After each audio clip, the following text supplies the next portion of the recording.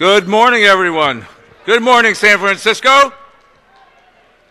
Great to see all of you here this morning. I would ask, before we get started today, if you would join me in a moment of silence for the people of Japan who have been so tragically impacted by the disastrous earthquake and tsunami there. If we could have a moment of silence, please.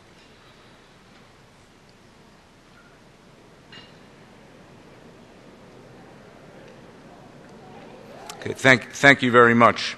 And again, good morning. And welcome to the 2011 Bay Area Council Outlook Conference.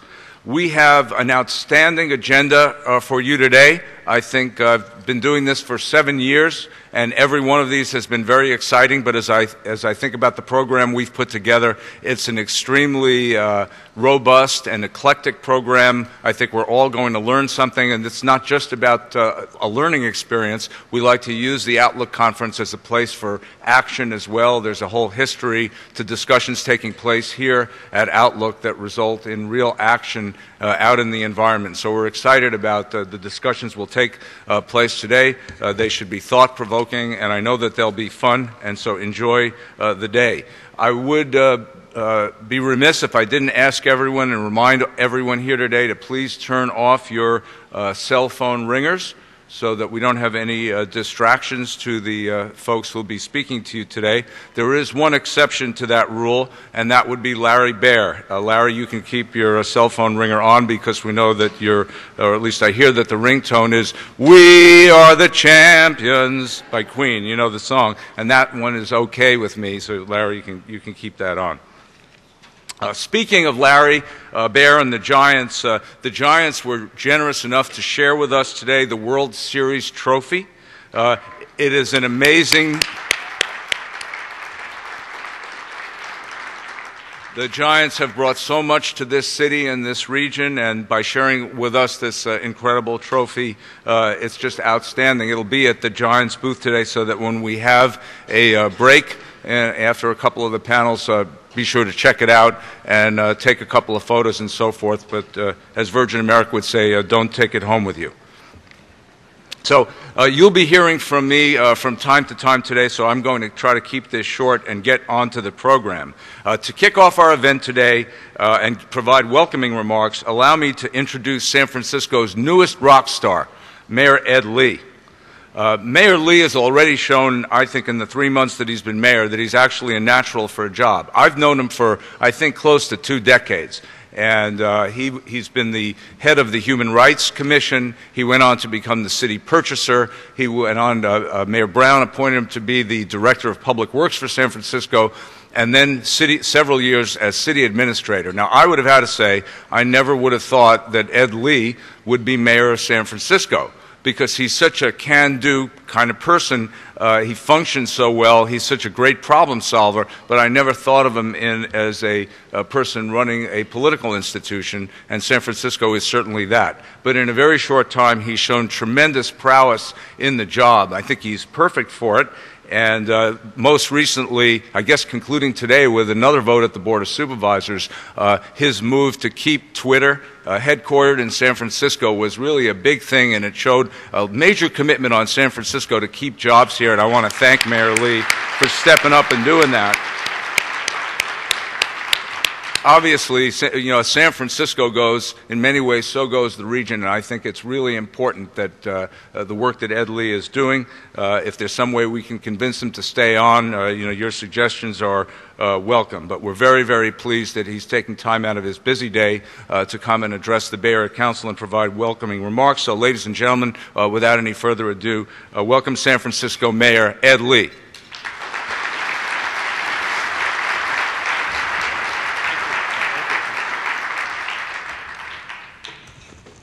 Good morning. Thank you, Jim, for that wonderful introduction. And I just wanted to preface it by saying, you know, when you get a call and you're in Hong Kong, you're trying to rest, and that call comes from former Mayor Willie Brown, it's hard to say no. But I have taken up this challenge, and I am glad to be here this morning, and also to thank you, members of the Bay Area Council, for your tireless work in constantly improving the quality of this region. And it's significant that such an impressive group of business leaders have come together this morning around the critical issues of the Bay Area: education, infrastructure, and sports. There's no issue more important today than the Bay Area's ability to compete and win business in the global economy. In San Francisco, creating and retaining jobs has been my top priority because that's what keeps families in San Francisco and helps them thrive. We are leading the way here from education to healthcare and the environment. In the past 3 months since I've become your mayor, we've made significant progress in making sure that our business climate is alive and welcoming. Let's begin with our central market payroll tax exclusion. Yes, we've got a very important final vote today that allows us really to refresh our efforts to rebuild Mid-Market Street. And that is with a company that's so important, the Twitter company. But also, it's not just Twitter. Twitter knows that they are going to be an anchor for us, and they are already attracting other businesses, such as Burning Man, the cultural arts. You're going to see these cultural arts agencies come alive along Mid-Market. That is what we're trying to do. We're making those improvements to encourage business to continue coming to the area, building a foundation for financial security, and improvements to the whole area. The city is also working on improving blight. Just last week, as we had the very first vote on the mid-market payroll tax exemption, not celebrating just because it's Twitter, we walked together with Twitter, with the Shorenstein Group, walked along mid-market, and began at the new substation on 6th Street, the police substation, because we're going to make that place safe for everybody. You're going to be able to walk that street and not feel the traditional fears that we felt before. We're going to improve the blight, improve public safety in the area, and I'm glad to be joined by so many great supporters and advocates to help in this revitalization effort. Market Street is an integral component to our unique and diverse makeup of our city of San Francisco. And the city is moving forward to make sure that it once again becomes the bustling central locale for innovation and creativity. We are also obviously thrilled with Twitter joining us on Central Market, because that part and that stretch is going to really be open for change. And you know, I kind of think it's neat, not just to have Twitter there, but as you know, and as events unfolded throughout the world this past beginning year and last year, you saw the product of Twitter changing world events all across this international stage. So it's kind of neat to say, after today, after 3 o'clock today, to simply announce that Twitter is made and engineered in San Francisco for the 400 million users across the world. That's going to be neat to say from here on. Thank you very much for your support on that. And of course, just last week, we simultaneously announced that Burning Man will be moving into the Bay Area, and already I'm already tickled with some invitations to go to Burning Man this year. I don't know if I'm going to be able to do that. But they've just announced, and we've just announced, a 5-year lease with over 19,000 square feet to be located at 995 Market Street. That's another wonderful follow-up. And there'll be more to come. As you know, Twitter has many other firms that will follow them. They want to be there with the creativity. They will come to Mid-Market as well. So these are great additions that we have in the works. It's also no surprise that the 34th America's Cup is going to San Francisco, coming here in 2013. And we are hard at work in preparing that event. As you know, we announced the People Plan, the plan that will move some 200,000 people every single day. We announced that on March 31st. And with just 2 years out, we're aggressively trying to meet our commitments for this spectacular 2013 event. We're trying to set a new standard with this People Plan movement, because we know that not only moving 200,000 people will be a challenge, but sustaining the ability to move great events, events that we host in the city, will constantly be our challenge. We are aiming to make the 34th America's Cup the most transit bicycle and pedestrian-friendly major sporting event in our history, and we're focused on 4 organizing principles: resource efficiency, environmental sustainability, strategic adaptability, and a positive legacy. Anything we build must last a long time beyond America's Cup event. And we also want to do it the San Francisco way. We want to make sure all of our neighborhoods, whether it's Chinatown, whether it's the Mission, whether it's North Beach, whether it's our Southeast sector, all connect up to this fantastic event. By beginning our transportation planning more than 2 years in advance of these races, we are engaging transit advocates, neighbors, and the public, beginning to ensure that we meet transportation needs of the races as well as our city residents and commuters for all this time.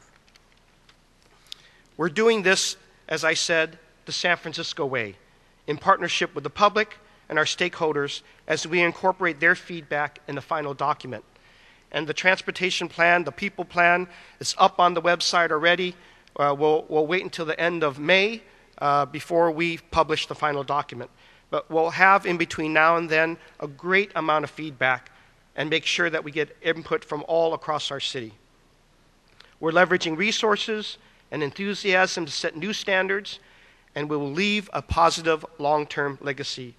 And let me reinforce that America's Cup is about bringing thousands of jobs to San Francisco and generating revenue for our city. We're also working on one of the hardest topics not only we are facing, not only the region is facing, but the state of California is facing. That is pension reform. I'm working hard with city staff, labor groups, and my budget team to help balance our budget. One of those pressing issues that we have to deal with today is to ensure that our city remains solvent through the hard economic times like the ones we are still facing, and that challenges us to make sure we are reforming our pension system. I've still got everybody at the table, and we are about to launch into our meet and confer for the next few weeks, but it is our hope and it is my objective to make sure that the city family stays together and that we produce one solid, simple-to-read ballot measure in November, and that we make sure that the changes we have in our pension reform are long-term, that we fix it, and we fix it for everybody and for generations of employees to come, so they'll have a dignified pension system to work with. This all ties us back to investing in our neighborhoods and in our communities. With a solvent city, we can provide vital city services and make the proper investments to keep our families in our city. And Jim, I want to make sure you hear this, because I want San Francisco to be the northern terminus for high-speed rail for this whole state, and we are committed to doing that.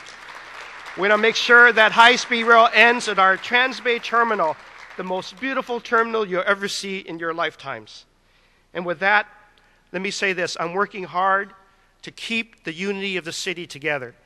And I find every single day from all the corners of this fantastic city, people are telling us they want jobs. They want the dignity to be reflected in having a good job.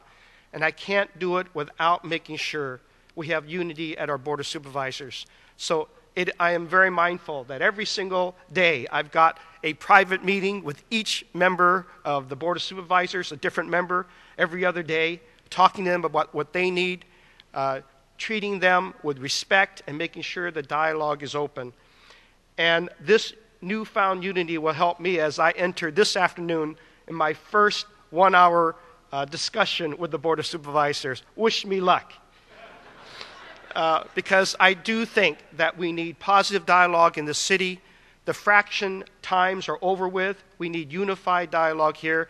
And I, being a non-politician, have absolutely every faith that this unity will bring about the success that we are known for. And by the way, go Giants. Let's have another World Series in this city. We can handle it. Thank you very much.